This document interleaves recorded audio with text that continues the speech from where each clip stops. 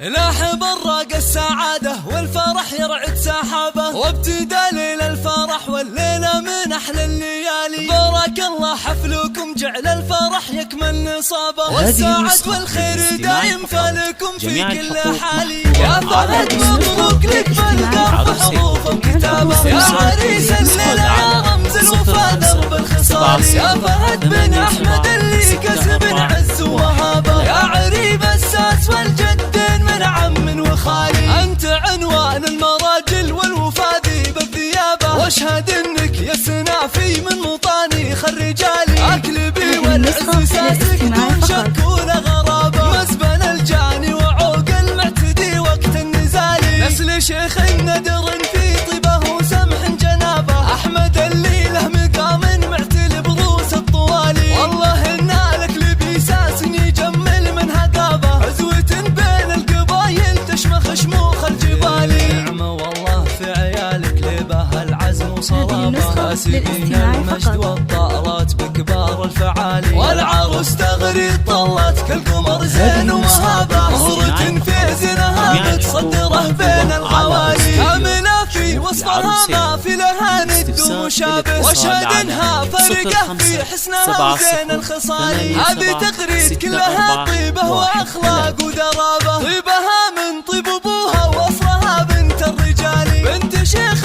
فتح للضيف والعانين بابه، وعلي راعى الفعول اللي تنومس كل غالي. فيها الغلبة يلي مجدهم كل حكابه، الرجال اهل الحمية والوفا واهل المعالي. لابد السبع عن مجد من قبل عصر صحابه، عزهم تشهد له سيوف صقيله ونبالي. نسبة على الغلبة يلي مجدهم كل حكابه، الرجال اهل الحمية والوفا واهل المعالي.